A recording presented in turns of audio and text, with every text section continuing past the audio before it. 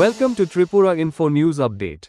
A voluntary blood donation camp was organized today to mark the 95th martyrdom anniversary of freedom fighters Bhagat Singh, Sukhdev, and Rajguru. The event, held at Harijan Colony, saw enthusiastic participation from donors who paid tribute to the martyrs by contributing to a life-saving cause. Organized by Diffi Madhya Banamalipur Zonal Committee, the camp collected units of blood, reinforcing the spirit of sacrifice and service. Organizers emphasized that this initiative honors the revolutionary ideals of these great patriots. Stay tuned for more updates.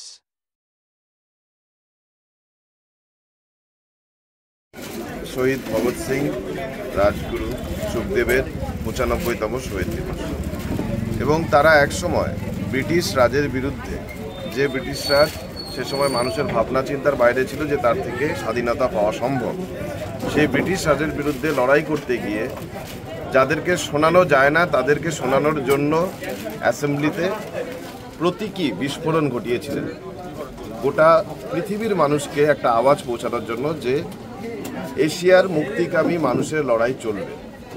ফলে যারাই যে সময় রাজত্ব করুন তাদের মাথায় রাখতে হবে যে জনগণ তার আওয়াজ পৌঁছে দেওয়ার উপায় খুঁজে বের করবেই এবং সেই মুক্তিকামী মানুষের লড়াইয়ের অঙ্গ হিসেবেই ডিএফআই আজকে এই অঞ্চলে রক্তদান শিবির তার যে উদ্যোগ নিয়েছে। এই সংগ্রাম ভারতবর্ষের মানুষকে মুক্ত করার সংগ্রামের সঙ্গে অঙ্গাঙ্গিভাবে যুক্ত।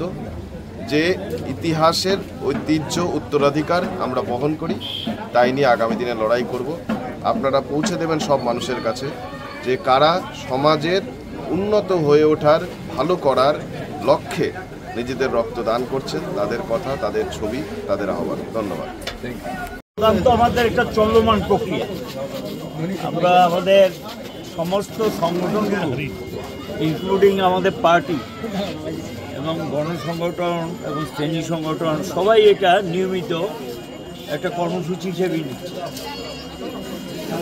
এটার মধ্য দিয়ে সামাজিক দায়বদ্ধতা তৈরি হয় এবং মানুষের প্রতি মানুষের যে দায়বদ্ধতা, মানুষের প্রতি যে মানুষের ভালোবাসা, এই জিনিসটা তৈরি করার ক্ষেত্রে সাহায্যকারী ভূমিকা নিয়ে রক্তদান।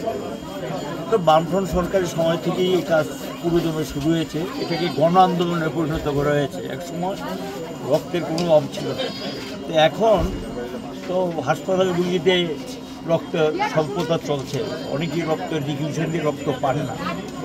এখনও মুমূর্ষু রোগীর পেছনে আমাদের যে সংগঠনগুলোকে বা আমাদের দৃষ্টি আকর্ষণ করছে, সেখানে আমাদের তারা রক্তের ব্যবস্থা করে।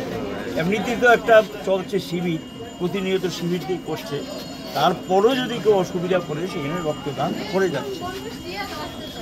আমরা তো রক্ত দিচ্ছি মানুষের জন্য, মানুষকে বাঁচানোর জন্য। যেই দলটা সরকারে আছে তারা রক্ত দিচ্ছে মানুষের এবং রক্ত ক্ষয় করছে। যেমন গতকালও আমাদের এখানকার যারা এই রক্তদান শিবিরগুলোকে সংগঠিত করতেন দায়বদ্ধতা নিয়ে, তাদের রক্ত ঝরিয়েছে। তো ওদের কাজ হলো রক্ত ঝরানো, আমাদের কাজ হলো মানুষের জন্য রক্ত, জীবন রক্ষা করার জন্য মানুষের পাশে দাঁড়ানো এবং তাদের জীবন রক্ষা করার জন্য রক্ত। এই জায়গাটাই তো হলো তাদের সঙ্গে আমাদের নীতিগত পার্থক্য। হাসপাতালগুলো তো চরম অবনতি ঘটেছে, পরিষেবা বলতে কিচ্ছু নেই এবং সেখানে গিয়ে হাসপাতালে যারা যাচ্ছেন তাদের অতিরিক্ত অভিজ্ঞতা। এমন দিন নেই রাজ্যের কোনো হাসপাতালে কোনো ঘটনা ঘটছে।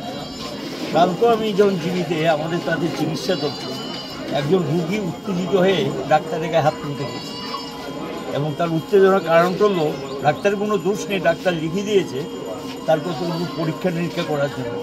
ও খেপে গেছে, ডাক্তার লিখেছে পরীক্ষার রিপোর্টগুলো, আমরা ব্লাডই নিব না পরীক্ষার রিপোর্ট করতে গেছে, স্ক্যান করেনি, স্ক্যান লিখে দিয়েছে, স্ক্যান করেনি। এই চলছে, কে কার খবর রাখে, কোনো দায়বদ্ধতা নেই। স্বাস্থ্য পরিষেবা গোটা রাজ্যে মুক্তব্যে পড়েছে, শিক্ষা পরিষেবা মুক্তব্যে পড়েছে। আর গত কয়েকদিন রাজ্যে যেটা চলছে এটা তো মানে ভাষায় প্রকাশ করার মতো। এই যে রাস্তা বন্ধ করে দিয়ে, ঠিক আছে দাবি দাওয়া থাকতে পারে, আন্দোলন তারা বক্তব্য থাকতে পারে, কিন্তু পরীক্ষা চলছে। আমরা তো পরীক্ষার দিনে কিছু করি না, পরীক্ষার দিন বাদ দিয়ে কোনো কর্মসূচি নেই, পরীক্ষার সময় যাতে কোনো অসুবিধা না হয়। যখন ছেলে মেয়েদেরকে নিয়ে যাবে, যেমন কালকে আমার বাড়িতে আমার নাতি এসে বলছে এই কী আন্দোলন, ওর বয়স কিন্তু 7 ইয়ার, হোলি ক্রসে পড়ে বাসে 3.5 ঘন্টা আটকা ছিল।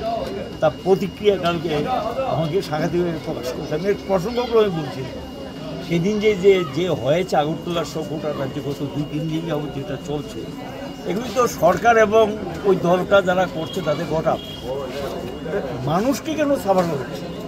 ন্যায্য দাবিতে আন্দোলন করবে, আন্দোলনের প্রক্রিয়া আছে, সেই আন্দোলনের প্রক্রিয়া অনুযায়ী আগাম ঘোষণা দিয়ে হঠাৎ করে রাস্তা বন্ধ করে দিয়ে এগুলো চলছে। অর্থাৎ গোটা রাজ্যে এখন আইনের শাসন বলতে কিচ্ছু নেই। এই পরিস্থিতির মধ্যে আমরা এগুলো চলবে, এটা হলো স্বৈরাচারী মনোভাব।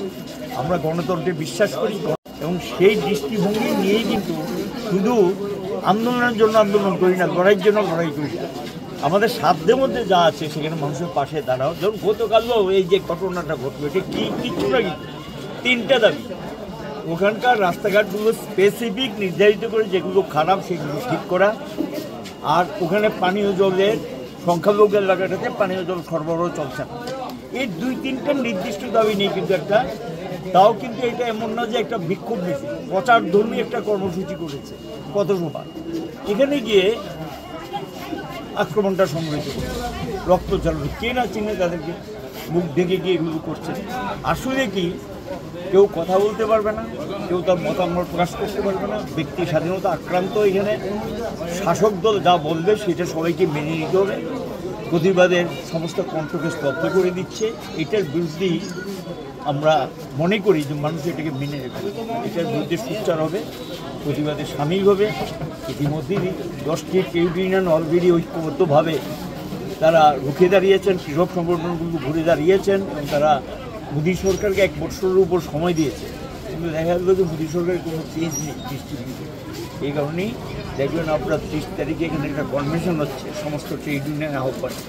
সেই কনভেনশন থেকেই আমাদের এই রাজ্য আমরা আন্দোলনে নামবো এবং দেশব্যাপী কর্মসূচিতে অংশগ্রহণ করব। দত্ত আমাদের all India. Subscribe to Tripura Info and press the bell icon so that you never miss any latest updates and news on Tripura.